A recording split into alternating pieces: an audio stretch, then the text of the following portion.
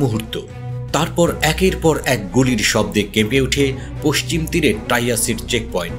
Israeli সেনাদের চোখের সামনে তাদেরই মতো ইউনিফর্ম পরা এক ব্যক্তি আচমকা ঝাঁপিয়ে পড়ে অস্ত্র হাতে। কয়েক মিনিটের রুদ্ধশ্বাস লড়াই, তারপর রক্তের বন্যা। মঙ্গলবার ইসরায়েলি বাহিনীর জন্য এটি ছিল সবচেয়ে ভয়ঙ্কর সকাল। টাইয়াসিরের এই সামরিক চেকপয়েন্টের হামলায় নিহত হয়েছে 2 ইসরায়েলি সেনা, আহত হয়েছে আরও 8 জন। এর মধ্যে 2 জনের অবস্থা আশঙ্কাজনক বলে জানিয়েছে ইসরায়েলি গণমাধ্যম। কিন্তু কিভাবে এই হামলা হলো?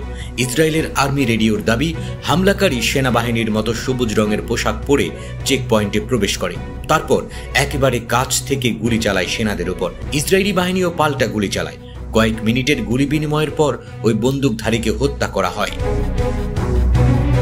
এই হামলার দায় স্বীকার করেনি কেউ, তবে ফিলিস্তিনি প্রতিরোধ গোষ্ঠী হামাস এটিকে প্রতিরোধের প্রক্রিয়া বলে অভিহিত করেছে।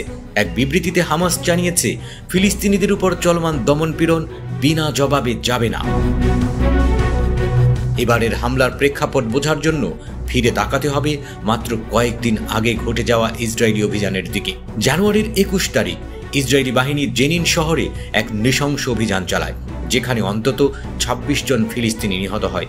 এরপর অভিযান ছড়িয়ে পড়ে তুলকারামেও, যেখানে আরও 3 ফিলিস্তিনি নিহত হয়। তবে গাজায় যুদ্ধবিরতির পরও কেন পশ্চিম তীর এতটা উত্তপ্ত? গত বছরের অক্টোবরে ইসরায়েলের গাজা আগ্রাসনের পর থেকেই পশ্চিম তীরও পরিণত হয়েছে সহিংসতার এক নতুন ময়দানে। গাজার আগ্রাসনে যখন 47,500-রও বেশি ফিলিস্তিনি নিহত হয়েছে, তখন পশ্চিম তীরেও চলছে একের পর এক সামরিক অভিযান। ইসরায়েলি বাহিনী ও বসতি স্থাপনকারীদের হাতে নিহত হয়েছে 900-রও বেশি ফিলিস্তিনি। বিশ্লেষকরা বলছেন, গাজার যুদ্ধবিরতির পর পশ্চিম তীরেই এখন উত্তেজনা বাড়বে, কারণ ফিলিস্তিনিরা গাজার ধ্বংসস্তূপের দৃশ্যের মধ্যেই নিজেদের অস্তিত্বের লড়াই দেখছে। আর এই টাইয়াসিরের হামলাকে তারা বলছেন এটি হয়তো বড় কিছু আশার ইঙ্গিত।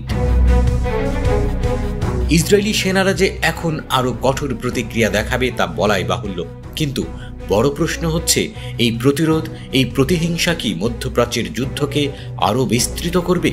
পশ্চিম তীর কি পরিণত হবে নতুন যুদ্ধক্ষেত্রে?